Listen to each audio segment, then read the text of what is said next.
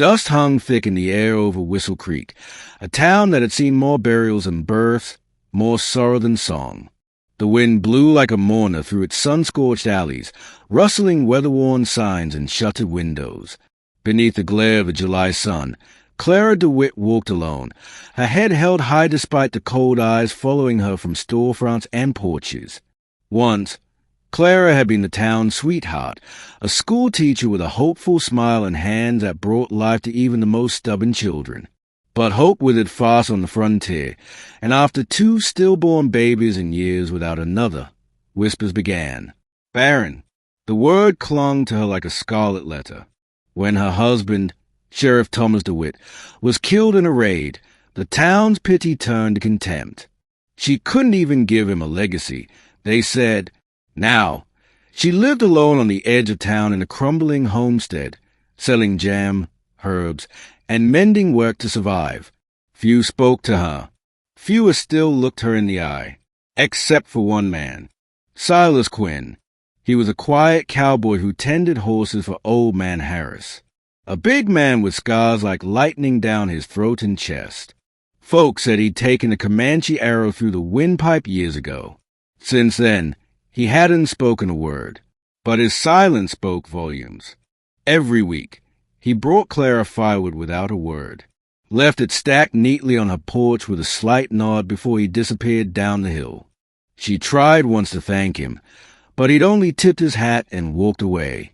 Still, Clara remembered the warmth that lingered after he'd gone, like the scent of rain on parched soil. Chapter 2. The Breaking Storm. It was the night of the fire when everything changed. Clara had just settled into bed when the sky erupted in an orange glow.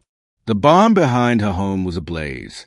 Her animals, 2 goats and a colt she was raising for trade, were trapped. She burst outside, grabbing a bucket, but the heat pushed her back. Neighbors watched from a distance. No one came to help. No one, except Silas. He appeared out of the night like a shadow given form, a blanket wrapped around his mouth, eyes wild with urgency. Without hesitation, he plunged into the fire, returning moments later with the terrified colt. Then the goats. Then, finally, he emerged coughing, his shirt scorched, hair singed, and collapsed in the dirt. Clara fell beside him, pressing a wet cloth to his blistered hands. "Why would you do this?" she whispered through tears. Silas looked at her, his brows furrowing. Then, to her astonishment, he took her hand and gently tapped a single word into her palm with his callous finger. Worth. Her breath caught. Her heart stilled. The world blurred into smoke and stars. He thought she was worth it. Chapter 3. Seeds Beneath the Ashes. In the weeks after the fire, Clara nursed Silas through his burns. He slept on her cot while she took to a blanket by the hearth. She boiled herbs for his pain, wrapped his wounds, read to him in the evenings. And though he never spoke, he answered with eyes, nods, and fingers tracing words into her palm. They grew closer in the hush of those days.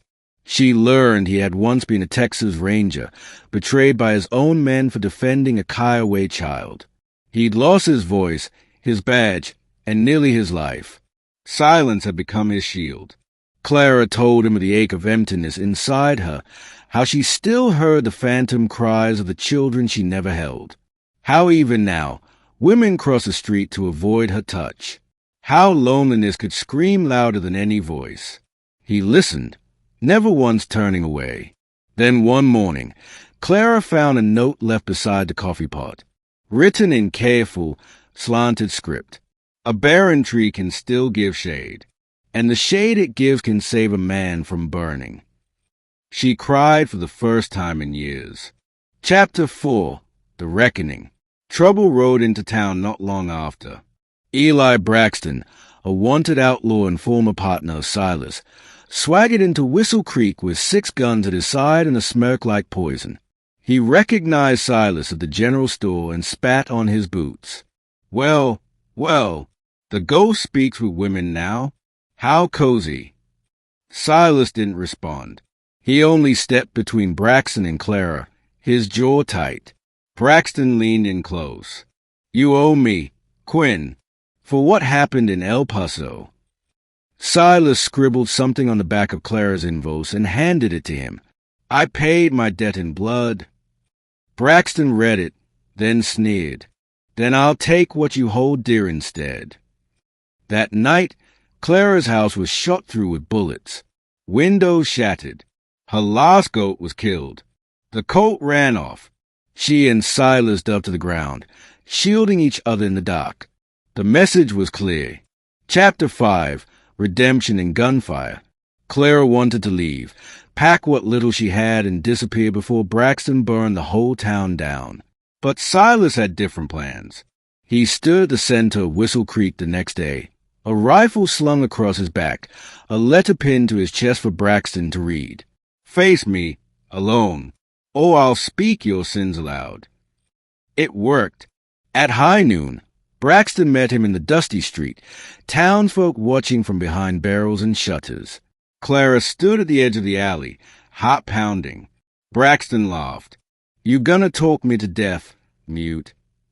Silas didn't answer. Instead, he drew.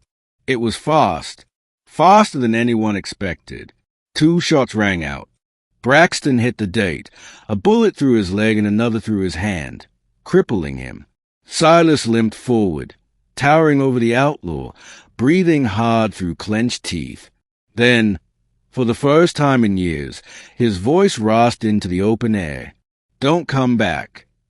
The whole town heard it, and for the first time they looked at Silas and at Clara with something other than disdain. Respect.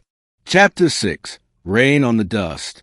In the aftermath, the town slowly shifted. Silas and Clara rebuilt her barn together, the townsfolk bringing tools and timber in silent apology. Children returned to her porch steps to ask about herbs and learn letters again. One morning, as summer bled into autumn, Clara stood by the corral and watched Silas hammer the final plank into place. Silas, she said softly, I don't need a husband to prove my worth. But I'd share my life with a man who knew it already. He turned, his face lined by wind and time, eyes soft. Then he took her hand, just as he always had, and pressed a word into her skin. Ours. Chapter 7, The Quiet Bloom. They married beneath a cottonwood tree with only the wind and a few loyal souls in attendance.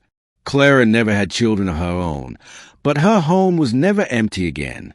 Orphans, travelers, wayward hearts all found food and comfort in the home of the woman once cast off by her town and the cowboy who broke his silence for her.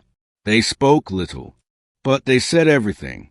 And in the heart of Whistle Creek, where once there had only been dust and disdain, something rare had taken root. Love, redemption, loyalty, and the belief that no soul is truly barren when met with the right heart.